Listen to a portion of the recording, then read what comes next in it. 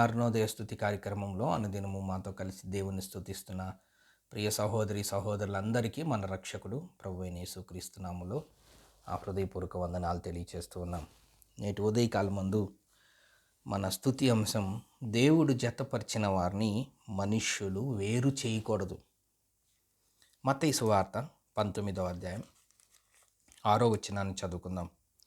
కాబట్టి వారికను ఇద్దరు కాక ఏక శరీరముగా ఉన్నారు కనుక దేవుడు జతపరిచిన వారిని మనుష్యుడు వేరు చేయకూడదు.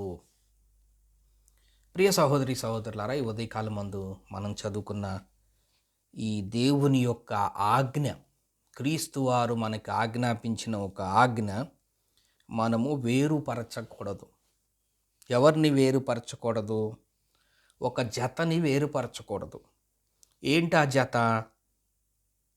పైన మనం చదివినట్లయితే మొదటి వచనం నుంచి, యేసు ఈ మాటలు చెప్పి చాలించిన తర్వాత గలిలయ నుండి యోర్దాను అద్దరియున్న యూదయ ప్రాంతములకు వచ్చెను. బహుజన సమూహములు ఆయనను వెంబడింపగా ఆయన వారిని అక్కడ స్వస్థపరిచెను. పరిసయ్యులు ఆయనను శోధింపవలెనని ఆయన యొద్దకు వచ్చి, ఏ హేతువు చేతనైనను పురుషుడు తన భార్యను విడనాడుట న్యాయమా?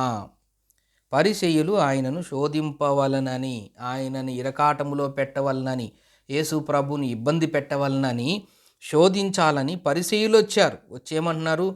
ఏ కారణము చేతైనా సరే పురుషుడు తన భార్యను విడిచిపెట్టుట న్యాయమా అని అడుగ్గా యేసు ప్రభు వారు ఇచ్చిన సమాధానం ఇది. పరిసయ్యుడు కావాలని యేసు ప్రభుని ఇబ్బంది పెట్టాలని, శోధించాలనే ఉద్దేశంతో ఏ కారణం చేతైనా పురుషుడు స్త్రీని విడనాడచ్చా అంటే, యేసు ప్రభు వారు దానికి బదులుగా చెప్తున్న మాట, ఆయన సృజించినవాడు ఆది నుండి వారిని పురుషునిగాను స్త్రీనిగాను సృజించిననియు, ఇందు నిమిత్తము పురుషుడు తల్లిదండ్రులను విడిచి తన భార్యను హత్తుకొనును, వారిద్దరూ ఏక శరీరముగా ఉందరని చెప్పిననియు మీరు చదవలేదా?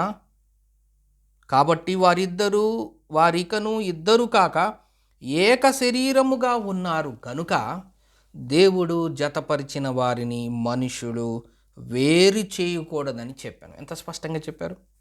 విరకాటంలో పెట్టారన్న విషయం, విరకాటంలో పెట్టడానికి అడిగారన్న విషయం ఆయనకి తెలిసి ఆయన చెప్తున్న మాట, దేవుడు సృజించినప్పుడు పురుషునిగాను స్త్రీనిగాను దేవుడు సృష్టించాడు. పురుషుడు తల్లిదండ్రులను విడిచి వివాహమైనప్పుడు తన భార్యని హత్తుకొనును, వారిద్దరూ ఏక శరీరం. వాళ్ళు శరీరముగా ఆకారపక్షంగా ఇద్దరు కనిపిస్తున్నప్పటికీ వాస్తవంగా వాళ్ళు ఒకలే. ఎందుకంటే వాళ్ళిద్దరికి వివాహ బంధములో వాళ్ళిద్దరినీ ఒకటి చేశారు కాబట్టి వాళ్ళిద్దరూ ఏక శరీరముగా పిలువబడుదురు. చూడటానికి రెండు శరీరాలుగా ఉన్న వాళ్ళిద్దరూ ఒక జంటగా, ఒక మనసు కలిగి, ఒకే మనసు మీద, ఒకే తాత్పర్యంతో, ఒక ఆలోచనతో, ఒకే భావంతో, ఒకే సమాధానంతో వాళ్ళు ముందుకు సాగాలి. కాబట్టి దేవుడు ఆ ఉద్దేశంతో ఏక శరీరముగా ఉన్నారు. ఇద్దరే కానీ ఏక శరీరముగా ఉన్నారు. మరి అలాంటి వారిని దేవుడు జతపరిచిన వారిని ఎవరు జతపరిచారు? ఇది అందుకే వివాహాల్లో తండ్రి కుమార పరిశుద్ధాత్మ నామములో వీళ్ళిద్దరిని భార్యాభర్తలుగా, సంఘపక్షముగా, బంధువుల పక్షంగా నూతన వధువులని వివాహం చేసి వాళ్ళిద్దరినీ ఒకటిగా చేస్తారు. దేవుని సమక్షములో దేవుని వాక్యము ప్రకటిస్తూ, దేవుని పాటలు ప్రకటిస్తూ, ప్రార్థనలు చేస్తూ అనేక మంది పరిశుద్ధుల సమక్షంలో, సంఘము సమక్షంలో వాళ్ళిద్దరినీ జతపరుస్తారు. అది దేవుడు జతపరిచినట్టే. దేవుడు తన దాసుల్ని ఎంచుకొని ఆ కార్యం జరిగిస్తాడు. మనుష్యులు వేరు చేయకూడదని చెప్పాను. ఆ విషయం మీకు తెలీదా? మీరు చదవలేదా? వారిద్దరూ, పురుషుడు తల్లిదండ్రులు విడిచి తన భార్యను హత్తుకొను, వారిద్దరూ ఏక శరీరంగా ఉందరని చెప్పిననే విషయం మీకు తెలీదా అని రివర్స్లో వాళ్ళకి ఆ జవాబిస్తూ ఆయన ఒక స్టేట్మెంట్ కూడా ఇచ్చారు. దేవుడు జతపరిచిన వారిని మనుషులు వేరు చేయకూడదు. కాబట్టి మనము కూడా మన దైనందిన జీవితంలో ఎవరి మధ్య ఎలాంటి సమస్యలు మనం సృష్టించే వారిగా కాకుండా, ఎలాంటి ఇబ్బందులు తలెత్తేట్లుగా మన మాటలు కానీ, మన ప్రవర్తన కానీ, మన ఆలోచనలు కానీ, మన కోరికలు కానీ ఎవరికి హాని కలిగించేటట్లుగా, ఎవరు విడిపోవాలని కోరుకునేటట్లుగా మనం చేయకూడదు. సాధ్యమైనంత వరకు అలాంటి సమస్యలు, అలాంటి సఖ్యత లేని ఆ భార్యాభర్తల మధ్య ఏమైనా భేదాభిప్రాయాలు ఉంటే వాళ్ళ గురించి మనం ప్రార్థన చేయాలి.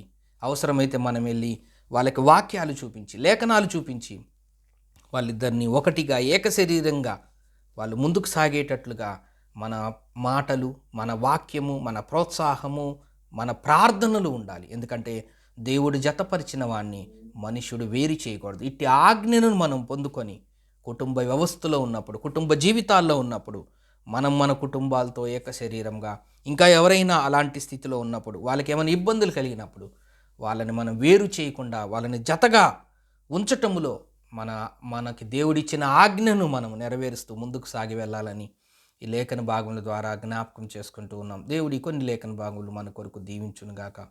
ప్రార్థన చేసుకుందాం. ప్రేమగల తండ్రి, నమ్మకమైన మా దేవ, మీకు స్తోత్ర వందనములైనా. దేవుడు జతపరిచిన వారిని మనుషులు వేరు చేయకూడదన్నారు. ఇట్టి ఆజ్ఞను మేము మా జీవితాల్లో నెరవేరుస్తూ ముందుకెళ్ళే కృపను దయచేయమని యేసు నామమున స్తోత్రం చెల్లించి ప్రార్థన చేస్తున్నాం తండ్రి. ఆమేన్.